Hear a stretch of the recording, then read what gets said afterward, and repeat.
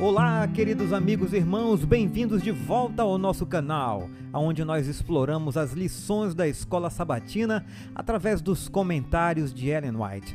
Hoje vamos estar iniciando uma nova lição, a lição 6, que tem como título De Dentro para Fora.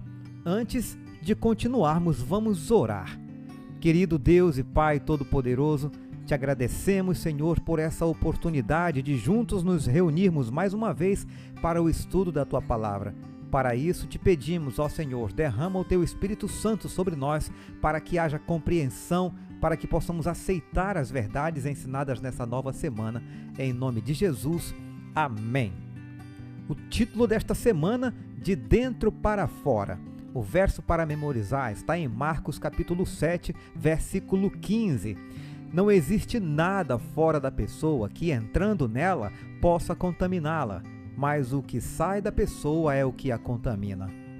O estudo dessa semana aborda Marcos 7 e a primeira metade de Marcos 8. No início do capítulo 7, Jesus despertou controvérsia ao rejeitar a tradição religiosa. No entanto, ele fez isso de uma forma que, de maneira surpreendente, confirma uma verdade profundamente relevante para a vida cristã hoje. Jesus então apresentou um enigma que abre a porta para uma verdadeira compreensão do que realmente é a fé. Depois disso, ele foi para Tiro e Sidom, e lá ele se encontrou com uma mulher que foi a única pessoa nos evangelhos a vencer, por assim dizer, uma discussão com ele. Seu encontro com essa mulher foi incomum e Jesus transmitiu de maneira indireta alguns conceitos que a mulher captou. Por causa da fé daquela mulher, ele atendeu ao pedido dela.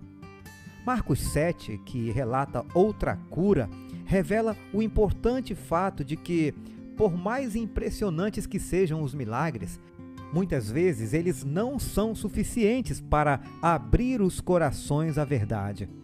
Afinal, que benefício os milagres trouxeram aos líderes religiosos que estavam decididos a rejeitar Jesus? O estudo de Marcos 8 analisa o significado do pão como símbolo de tradições e ensinos humanos. Essas histórias contêm importantes lições sobre o significado e a prática da vida religiosa. Agora vamos aos comentários de Ellen White. Hoje é sábado, 3 de agosto. Desde bem pequenas, as crianças judias eram rodeadas das exigências dos rabinos. Para cada ato, até para os menores detalhes da vida, eram prescritas regras rígidas.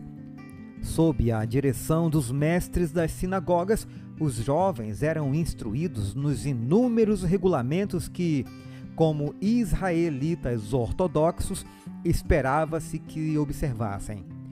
Jesus, porém, não se interessava por essas coisas.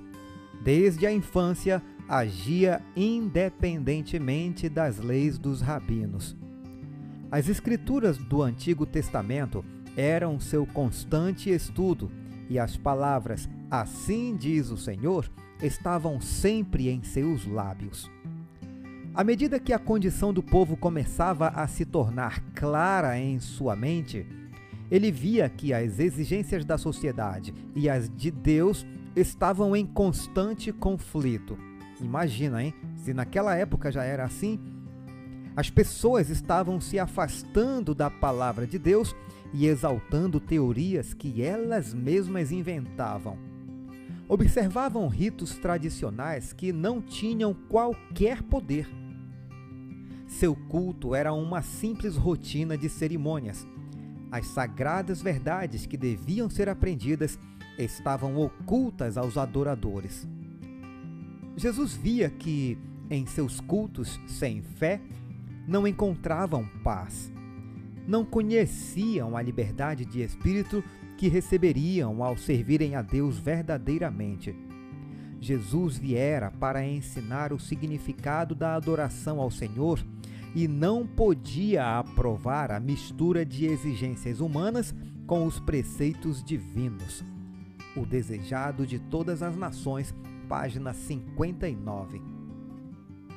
Ao povo e, depois mais plenamente, aos discípulos, Jesus explicou que a contaminação não vem do exterior, mas do interior.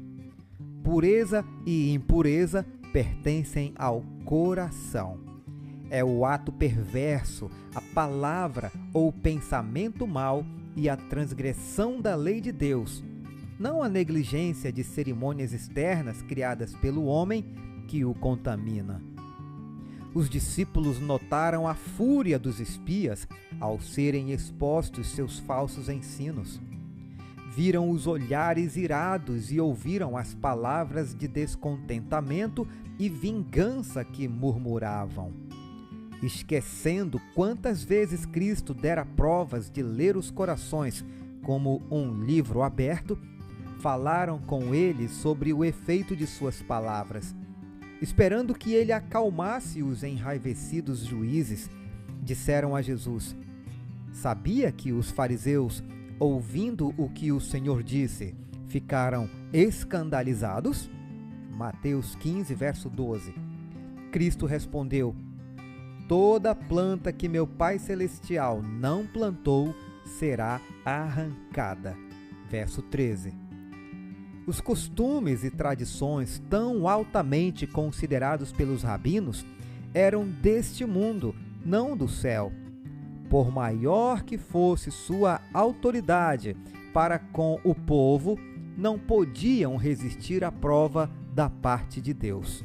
O Desejado de Todas as Nações, página 313 e 314. A substituição dos preceitos de Deus pelos dos homens ainda não cessou. Mesmo entre os cristãos, existem instituições e costumes que não têm melhor fundamento que as tradições dos pais da Igreja. Essas instituições, baseadas em autoridade meramente humana, têm substituído as que foram estabelecidas por Deus.